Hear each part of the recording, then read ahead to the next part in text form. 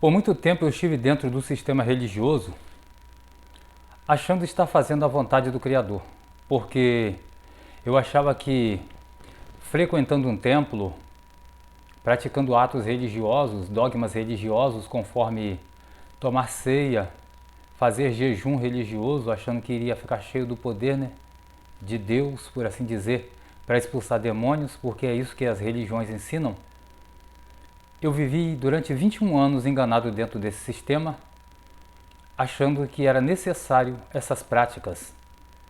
Só que o Criador, por sua bondade, me abrindo a visão, o entendimento e me fazendo enxergar que para eu temer a Ele, eu deveria fazer aquilo que o profeta Daniel fez, aquilo que o José fez, quando teve a oportunidade de pecar, mas não pecou simplesmente por amar o Criador e temê-lo, não por ser religioso, porque José não tinha religião. José não frequentava um templo, até porque na época de José não existia templos, nem templo. Mas José tinha a lei do Criador dentro de si. E por isso ele, tendo a oportunidade de fazer o que era má e errado, ele não fez por temer ao Criador. E então eu, passando a entender dessa forma, eu me desliguei do sistema religioso e hoje não sou mais uma pessoa religiosa, porque eu vejo e entendo hoje que tudo que as escrituras ensinam, as religiões fazem totalmente de maneira oposta. Um exemplo disso nós vemos lá no Evangelho de Mateus, no capítulo de número 6, do verso 5 a seguir, em que o Salvador ensina ali a respeito da oração. E quando ele diz assim: tu, quando orares, entra no teu aposento, fechando a sua porta sobre ti, fala com o teu pai no secreto, e o teu pai que te vê em secreto te recompensará publicamente. Só que dentro das religiões, as pessoas não oram no secreto, ou seja, a oração que elas fazem, e que eu também fazia, por estar errado, enganado, é uma oração alta, que todo mundo ouve o que você está ouvindo, quando na verdade a oração deveria ser e deve ser direcionada ao Criador, e só Ele deve ouvir ou saber o que você está falando com Ele. Por isso o Salvador ensinou a oração no secreto, mas as religiões ensinam totalmente o oposto. Ainda nessa mesma passagem, o Salvador diz assim: tu, quando orares, não use de vãs repetições como os hipócritas, que achando que por muito falar serão ouvidos. E nas religiões fazem totalmente isso. Totalmente ao contrário do que as escrituras mostram. Nas escrituras se lê para não usar de repetições quando orar. E nas religiões os líderes repetem, ou melhor, falam uma palavra e mandam os seus membros ou seguidores repetirem. Por quantas vezes eu, mesmo sendo um líder religioso, eu usei dessa forma enganosa para induzir as pessoas a orarem de forma errada. Quando eu dizia assim: repete comigo agora, amados, meu Deus e meu Pai, aí todo mundo repetia. E as escrituras estão dizendo: quando orar, não use de vã repetição. E eu usava a repetição. E o sistema religioso ensina isso. Outra coisa, biblicamente, se a gente for para a Bíblia, a gente encontra dízimo como dinheiro? Não se encontra. Tanto é que em Deuteronômio 22, verso 14, está lá claro o Criador dizendo: se quando tu fores levar o teu dízimo e o local que tu deve levar o dízimo for longe demais, então pega o seu dízimo, vende-o e pega o dinheiro nas suas mãos e vá e compre tudo que a tua alma desejar e coma você, com tua família, com a tua parentela, E não esqueça dos levitas, dos órfãos e dos necessitados. Então, se dízimo é dinheiro, como é que eu ia pegar o dinheiro e vender o dinheiro? Um outro engano que a religião ensina. Eu estou colocando aqui pontos para que você leia nas escrituras e pense e veja se isso está de acordo com o que o Salvador ensinou ou que estão te ensinando dentro das religiões. Durante muito tempo, eu, por viver enganado, por ter sido ensinado assim, ensinei assim também errado para muitas pessoas, mas um dia, tendo os olhos abertos, eu passei a entender de forma clara como as escrituras falam uma coisa e as religiões ensinam totalmente diferente daquilo que as escrituras nos mandam fazer. A Bíblia diz claramente em Atos 7,48 que o Altíssimo, que criou os céus e a terra, ele não habita em templos feitos por mãos de homens. E quantas vezes eu chamava a pessoa dizendo, venha para a igreja que é a casa de Deus. E se a Bíblia que eu tinha nas mãos dizia, o Altíssimo não habita lá, como é que eu poderia dizer que lá era a casa do Criador? Então são pontos que eu estou dizendo aqui para que você venha pensar e você venha confrontar as religiões com as Escrituras e você então escolha a quem você deve temer e obedecer, as Escrituras ou as religiões. O teu Salvador que morreu por você no madeiro ou um homem que se diz pastor, que se diz líder e que te ensina totalmente o contrário do que a Escritura te mostra. A quem você deve temer e obedecer? Fica ao teu critério. Eu não estou aqui para decidir por você, mas cabe a mim, que tive a visão aberta, como o apóstolo Paulo, que antes era Saulo e perseguia a igreja do Salvador, por achar que o que eles faziam era errado, porque a igreja do Salvador não frequentava mais templo, não fazia mais cultos litúrgicos, e Paulo achava que eles estavam errados e então perseguia a igreja, o Saulo, né? Até que um dia ele bate de frente com o Salvador, que disse para ele, duro é para ti recalcitrar contra os meus arguilhões. Então Saulo fica cego durante 3 dias, isso está lá em Atos capítulo 9, até que ele vai até o profeta Ananias, que o Salvador manda que Ananias ore por Saulo, para que Saulo volte a enxergar, e a partir dali Saulo teve a sua visão, não só física, mas a visão também espiritual do entendimento aberta, e passou a enxergar que o povo que não frequentava mais templo, ou templos, e que não vivia mais debaixo de uma cobertura espiritual, de sacerdotes, Anás, Caifás e os demais da época, que aquele povo é o que estava certo. E ele, Saulo, que vivia perseguindo o povo e chamando o povo de seita, que nos dias de hoje eles chamam de desigrejado, quem não frequenta um templo, na época de Saulo era chamado de seita, hoje é chamado de desigrejado, né? Quem não frequenta um templo e que não tem um líder religioso. Essas pessoas são chamadas de rebeldes, de desviadas, desigrejadas, mas eu pergunto, por que desviada? Porque não frequenta um templo? Mas se a gente for para a Bíblia, o Salvador não está dizendo, venha para o templo e você terá salvação. Se você for para a Bíblia, João 14,6, o Salvador diz, eu sou o caminho, a verdade e a vida, ninguém vem ao Pai a não ser por mim. E como é que a gente pode ir até o Pai pelo Salvador? Indo lá em um templo buscar o Salvador, onde ele não habita, onde ele não mora, onde ele não está? O Salvador se acha através do nosso entendimento e lendo as Escrituras e crendo e aceitando 100% o sacrifício dele. Ali você acha o Salvador e através dele você vai ao Pai. Simples assim. Você não precisa de tomar um atalho religioso. Você não precisa de moleta religiosa para você obter salvação. Porque o Salvador ele veio a este mundo e ele morreu pelos descendentes de Adão e Eva e pelo mundo, ou seja, seres humanos. Quando a Bíblia relata a palavra mundo aqui, em João capítulo 3, o verso 16, que diz que Deus amou o mundo de tal maneira que deu o seu Filho único, unigênito, para que todo aquele que nele crê.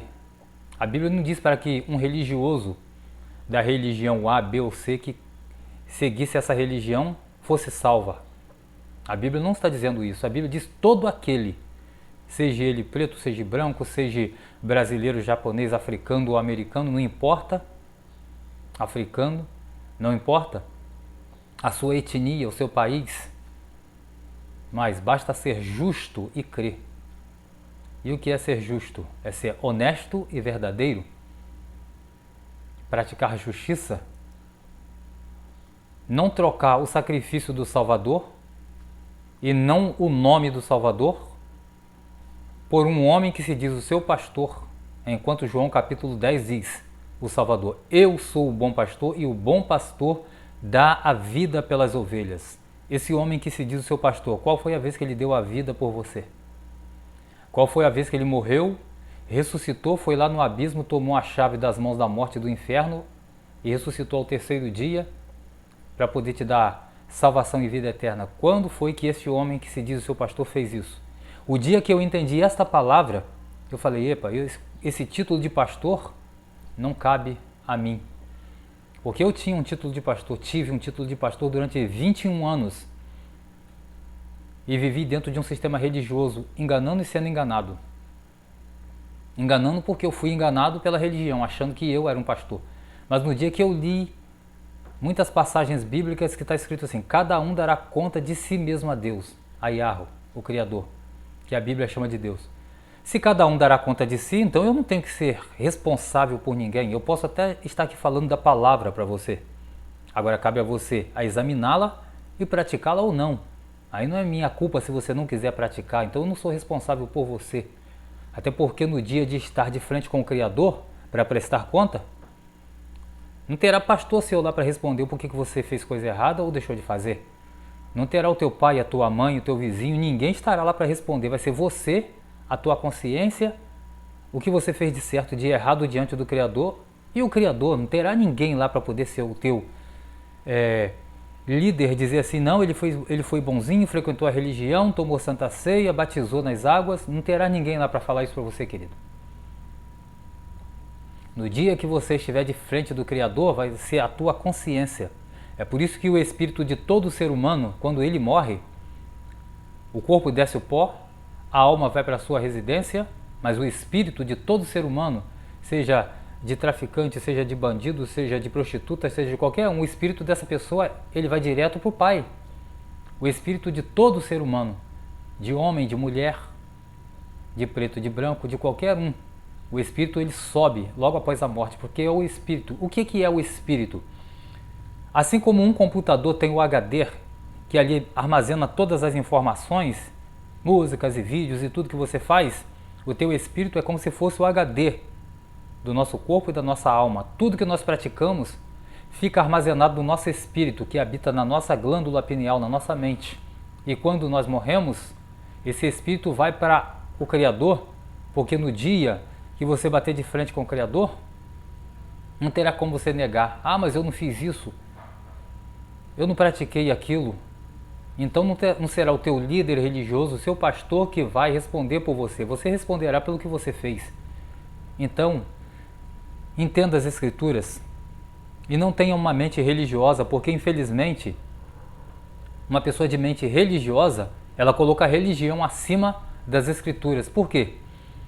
Ela tem a mente cheia de paradigmas e ela pensa assim: um religioso, quando ele se entristece de repente dentro do sistema religioso que eles chamam de igreja, porque igreja não é um local físico ou um templo com uma placa na frente, mas igreja, quando a Bíblia fala sobre a palavra igreja, ela está se referindo a um povo europeu, descendentes de Jafé, povo branco caucasiano, também chamado na Bíblia de gentios.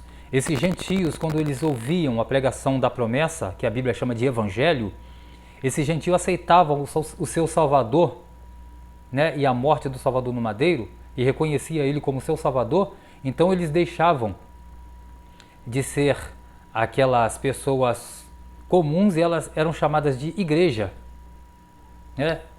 Eles, quando estavam separados, eles recebiam até um nome de cristão, né? Que na verdade não deveria nem ser cristão, deveria ser justos, né? Mas trocaram a palavra justo por cristãos. Então essas pessoas ali, elas, quando se convertiam ao Salvador, elas eram chamadas de justas ou de cristãs.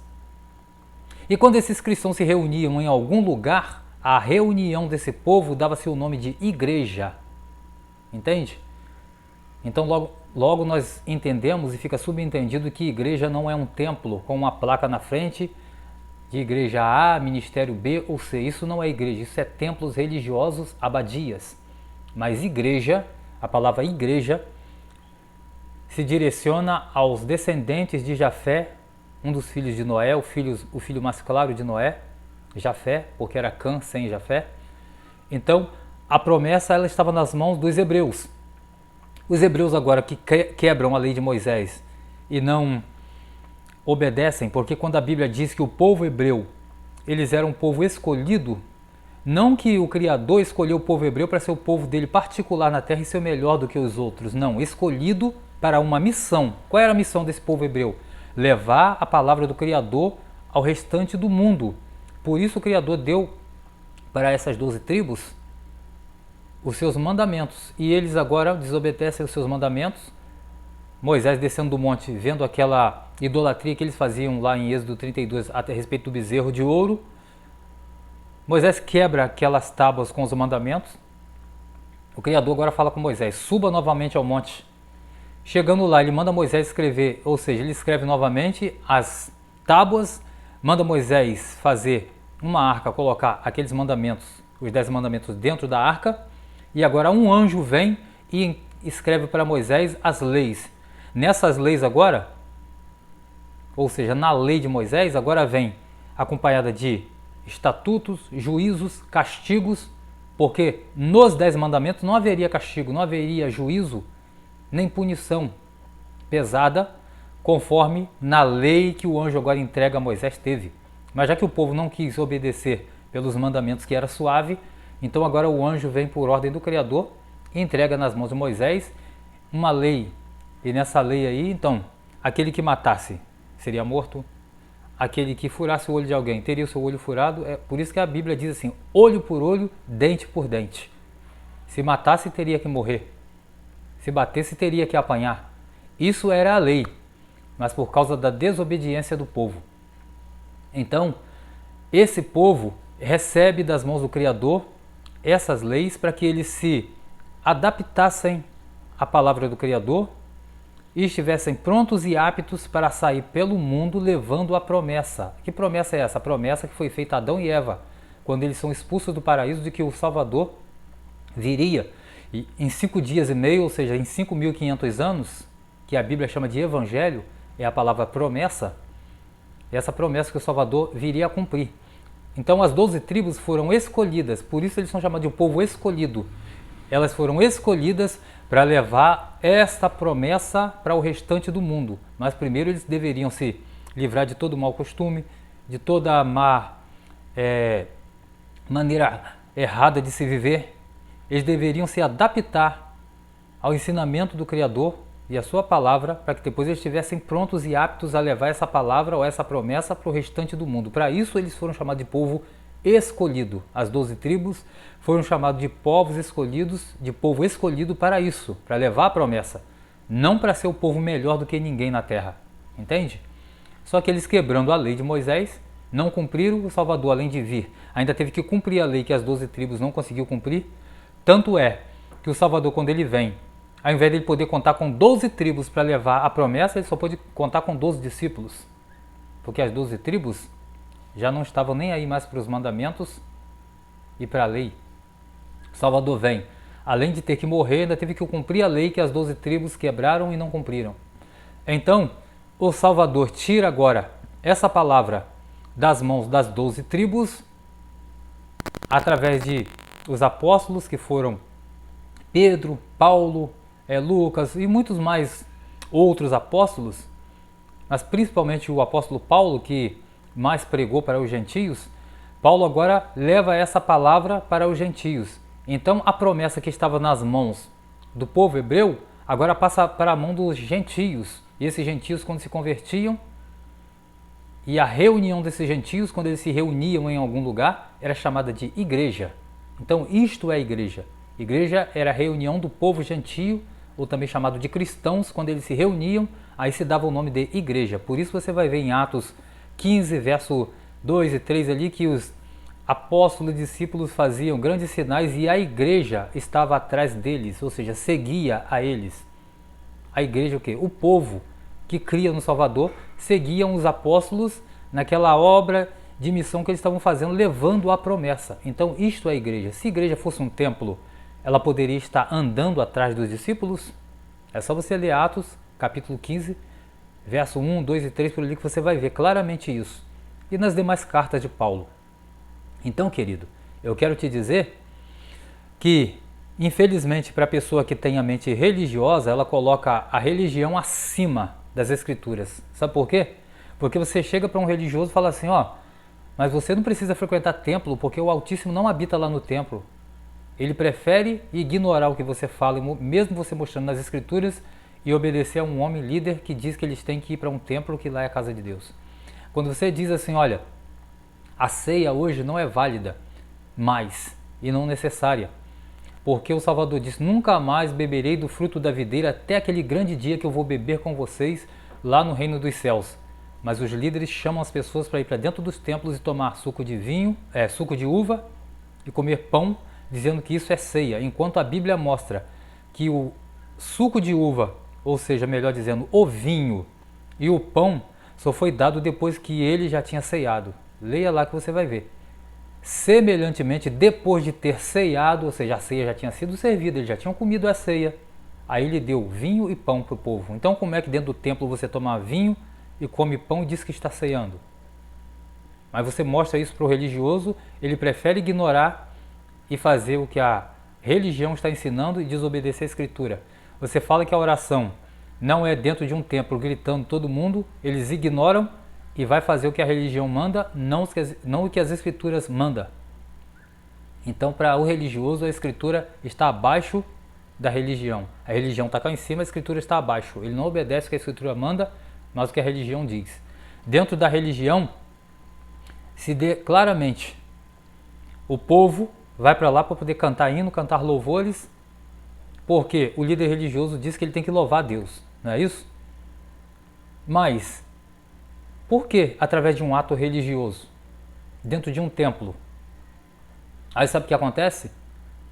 O povo está incluído naquela passagem que disse o profeta Isaías: esse povo se aproxima de mim, me louva com os lábios, mas o seu coração está longe de mim. O seu temor para comigo, diz o Senhor, só consiste em mandamentos de homens. O povo não teme ao Criador, ou ao Senhor Yahushua, por amar a Ele, mas por medo do que a religião ensina.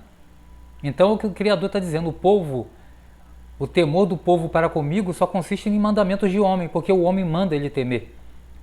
Mas nós não devemos temer o Criador porque o homem está nos mandando, nós devemos temer o Criador e amar a Ele, porque isso está dentro de nós, a lei dele deve estar dentro de nós. Nós vemos que José teve a oportunidade de pecar e ele não pecou, por quê? Porque ele temia o Criador. E é isso que nós devemos fazer. Não fazer o que é errado por causa de um mandamento que homens nos mandam. Nosso temor para com o Senhor, o nosso Criador, não deve ser simplesmente por causa de mandamentos de homens, mas temer a Ele por amar a Ele, saber que Ele é digno do nosso temor, do nosso amor, de nossa obediência. Esse deve ser o nosso temor para com o nosso Criador, não por eu frequentar um templo. Então, por causa de que muitas das vezes você vê uma pessoa que às vezes estava dentro do sistema religioso e dizia que era crente, e às vezes ele se desvia de lá porque ele se desentendeu com alguém, a primeira coisa que essa pessoa religiosa faz, ela vai beber até cair, ela vai se prostituir, ela vai voltar a se drogar, vai voltar a roubar, vai voltar a matar, fazer um montão de coisa errada porque ela pensa: dentro da religião eu não fazia porque eu estava lá, mas já que eu estou cá fora eu tenho que fazer o que é errado. Ou seja, para essa pessoa a religião está acima da Escritura, porque a Escritura que diz assim, não roubarás, continua escrito lá, não roubará. A Escritura não foi apagada, mas só porque a pessoa saiu de dentro da religião e parou de frequentar um templo, a pessoa acha que agora ela pode matar, ela pode roubar, ela pode mentir, prostituir, fazer um montão de coisa errada. Mas isso não é o certo.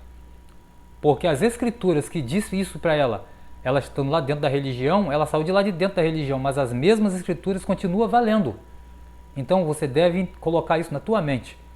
Você não tem que frequentar um templo religioso para você não fazer o que é errado. Porque se você faz isso, então falta para você, numa religião, está te faltando caráter. Você tem que ter o caráter. Não vou fazer o que é errado porque a Escritura do meu Salvador diz para eu não fazer. Não é porque eu sou um religioso. Tanto é que eu não frequento hoje mais religião, mas por eu ter entendido que as Escrituras não dependem de religião, eu procuro fazer o que a Escritura manda, não por causa de eu ser um religioso, porque eu não sou mais religioso, não frequento mais templo, não tenho uma nomenclatura religiosa, nem de evangélica, de católica ou qualquer outra religião. Pelo contrário, eu procuro ser uma pessoa justa.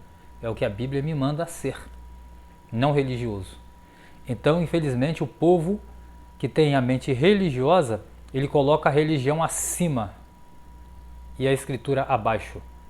Mas é o contrário, amado. A Escritura tem que estar acima de qualquer e toda religião. Entendeu? Não tenha uma mente religiosa, mas seja uma pessoa justa. E você não precisa frequentar um templo religioso para você ter salvação. Você precisa temer o teu Criador, guardar a palavra dele dentro de você e saber que se você não tem que fazer algo que é errado, você não faz porque você conhece a Escritura, teme o teu Criador, teu Salvador Só por isso, não por você ser religioso. Porque se a gente for pelo lado religioso, José poderia ter pecado, porque ele não tinha religião, não tinha uma igreja de pedra para frequentar, nem um templo.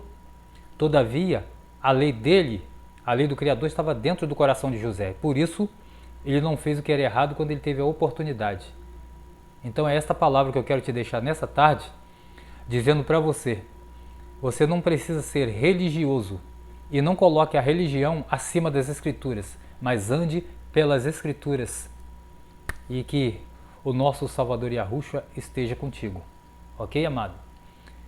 Deixo essa palavra para você.